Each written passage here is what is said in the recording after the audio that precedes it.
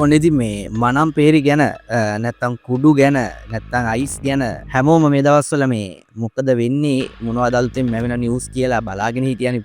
ඔන්න ඉතින් ඒ වගේ මේ මනම් පේරි ගැන තවත් නිවුස් එකක් එළියට ඇවිල්ලා තිනවා. දැන් අපි කලින් අපේ නිවුස් එකම පළ කරා මනම් පේරිගේ ජංගම දුරකථනය හොයාගත්තා කියලා. අර ගියක තිබිලා පුද්ගලෙක් ගාව තිබිලා කියලා. ඉතින් ඒ වීඩියෝ එකත් ඔයගොල්ලන්ට බලන්න පුළුවන්. ඉතින් දැන් ඒ හා සම්බන්ධවම පැන නැගිච්ච තවත් කතන්දරයක් තමයි ඇවිල්ලා තියෙන්නේ. ටයිටල් එක තියෙනවා මෙන්න මේ වගේ. රහස් රැසක් සමග මනම්පේරිගේ දුරකථනය කෝච්චියට තියා තලා මුහුදට දමයි. මෙන්න මේව තමයි තියෙන්නේ. රහස් රැසක් සමග මනම්පේරිගේ දුරකථනය කෝච්චියට තියා තලා මුහුදට දමයි. ඊට පස්සේ මේ බලමු වැඩිදුරටත් මොනවද මේ නිවුස් එකේ තියෙන්නේ කියලා. ඉතාමත් රහසිගත තොරතුරු සහ සම්බන්ධතා හෙළි කර ගැනීමට අවශ්‍ය කර තිබූ සම්පත් මනම්පේරි නැමැති සැකකරුට අයත් ජංගම දුරකථනය ඔහු විසින් දුම්රිය පීල්ලට තබා ඒ දුම්රියේ ගැටෙන්නට සලස්වා විනාශ කර මුහුදට විසි කර ඇති බව විමර්ශන වලින් හෙළිවිලා තියෙනවා. පෑලියගොඩ අපරාධ කොට්ටාසේ භාරයේ රඳවාගෙන තිබියදී සම්පත් මනම්පේරි මේ බව හෙළි කළා තියෙනවා. තමන් අත්අඩංගුවට ගැනීමට පොලිසිය විමර්ශන ආරම්භ කිරීමත් සමගම තම ජංගම දුරකථනය මේ ආකාරයෙන් විනාශ කර ඒ සුන්බුන් මුහුදට විසි කළ බව සම්පත් මනම්පේරි පාපොච්චාරණය කළා තියෙනවා. සම්පත් මනම්පේරි සම්බන්ධතා පැවැත්වූ දේශපාලඥයින්, පාතාල නායකයින් සහ ඔහු විසින් සිදු කරන ලද අපරාධ රැසකම තොරතුරු මෙම ජංගම දුරකථනය හරහා හෙළි කර ගැනීමට ඉඩ තිබූ බවද පොලිස් ආරංචි මාර්ග පවසනවා.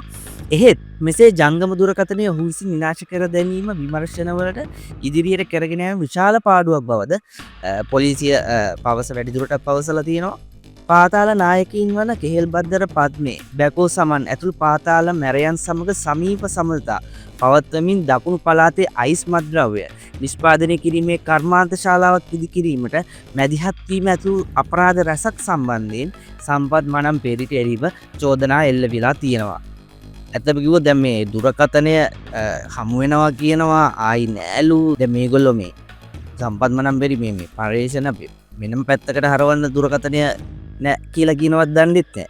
මේ කොහොමරි මේ දුරකථනය හොයාගත්ත නම් දැන් පුළුවන් වෙනවා ඊටාම මේකක් වාත් එක්කද සම්බන්ධතා පවත්වලා තියෙන්නේ, කාත් එක්කද වැඩ කරලා තිබිලා තියෙන්නේ, කතා කරලා තියෙන හැම දෙයක්ම හොයාගන්න පුළුවන් වෙනවා. දැන් ඉතින් දැන් මේ දුරකථන විනාශ කරලා කියලා කියනවලු. හරි ඉතින් බලමු ඉස්සරහට ඇත්තටම මොකද්ද වෙලා තියෙන තත්ත්වය කියලා. ඔයාගේ අදහසත් පල්ලෙහෙන් කමෙන්ට් කරන්න. ඒ වගේමයි LK+ YouTube නාලිකාව අනිවාර්යෙන් subscribe කරන්න. ස්පෙෂල් නිවුස් දැනගන්න නම් බෙල් අයිකන් එකත් ක්ලික් කරන්න අමතක කරන්න එපා. හැමදෙම දැක ගන්න මායිමෙන් එහාලවක හොඳ දේවල් අරගන්න සිරුවෙන් මෙහෙට එන්න